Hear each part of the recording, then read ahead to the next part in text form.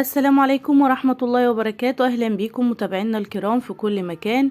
النهاردة هنعمل مع بعض أكلة فسيخ ورنجة وتونة، بس بطريقة جديدة غير الطرق اللي احنا متعودين نعملها بيها.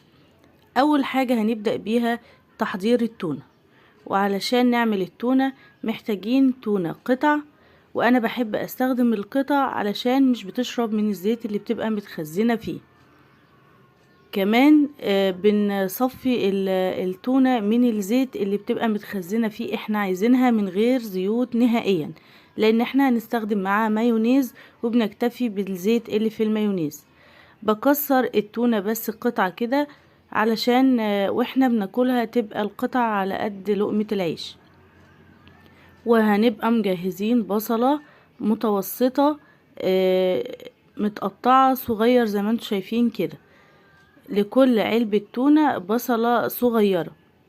وهضيف المايونيز، بس المايونيز كميته قد ايه؟ احنا بنحط مايونيز لغاية ما التونة تبقى معانا عاملة زي سلطة الكول سلو كده.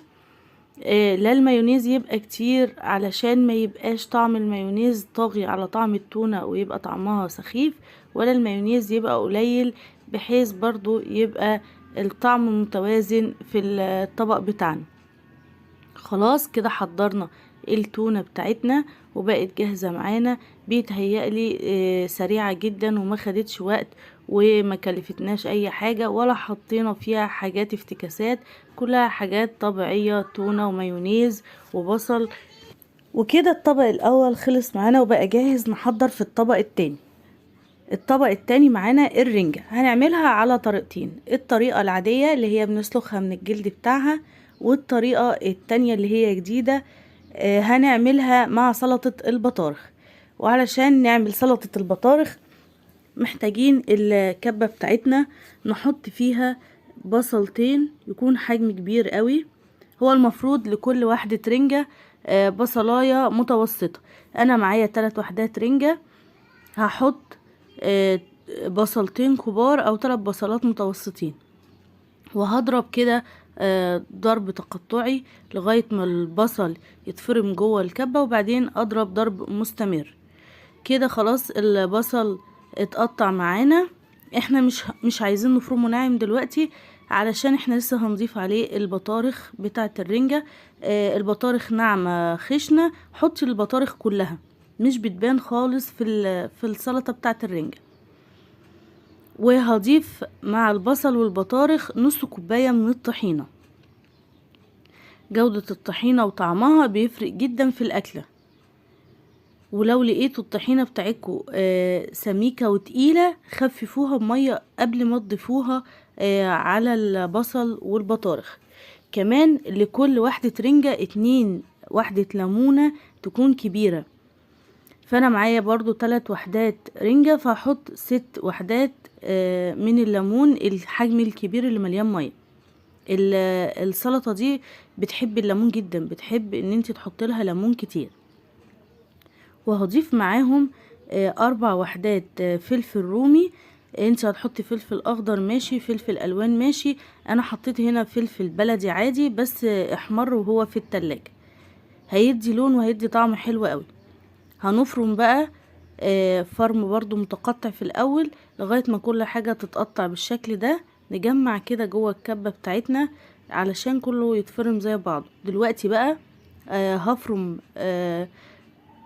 على السرعة العالية ومستمر الفرم لغاية ما نوصل لقوام ناعم جدا من البصل والبطارخ والطحينة.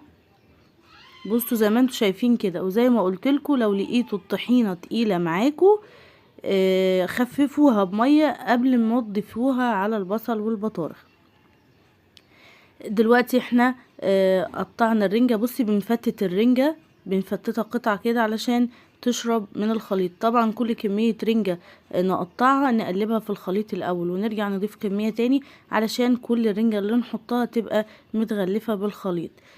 زي ما انتوا شايفين الخليط قوامه ناعم، كمان بيبقى طعمه حلو قوي.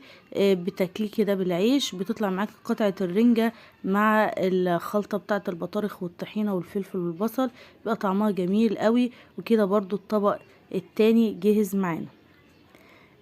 بقية الرنجة انا هاخدها وهنضفها وهسلخها من الجلد بتاعها واعملها شرايح بالشكل ده للي حابب ياكل الرنجة بطعمها العادي. خلاص كل الاطباق جهزت معانا. ادي التونه بالمايونيز، وادي سلطه البطارخ وفيها قطع الرنجه، وبقيه الرنجه عملتها عاديه. وده الفسيخ بتاعي نضفته وشلت من عليه القشر بتاعه وحطيت عليه زيت وحطيت له بصل وليمون.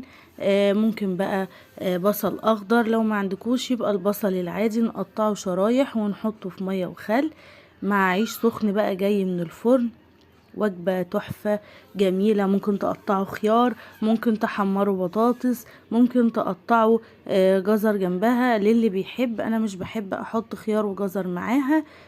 انا بحبها جدا مع البصل، مع فلفل رومي، مع عيش سخن، مع بطاطس محمرة، بتبقى وجبة لذيذة. ما تستغربوش التونة بالمايونيز. جربوها الاول قبل ما تحكموا وتقولوا ان كانت حلوة ولا لأ. كتير جدا من اصحابي ما كانتش عجباهم فكرة ان هم يحطوا التونة على المايونيز وكانوا رافضين ان هم يجربوها، لكن بعد ما جربوها عجبتهم جدا. واوعدكم ان انتوا بعد ما تجربوا طريقة التونة بالمايونيز هتحبوا دايما تاكلوا التونة بالطريقة دي، مش هتاكلوها بالطريقة العادية تاني خالص. وكده خلص فيديو النهاردة، واتمنى يكون فيديو النهاردة عجبكم. ولو عجبكم هستنى تعملوا شير ولايك للفيديو وتدوسوا على زر اشتراك وتفعلوا الجرس لو حابين يوصلكم مننا كل جديد. واترككم في رعاية الله وامنه، والسلام عليكم ورحمة الله وبركاته.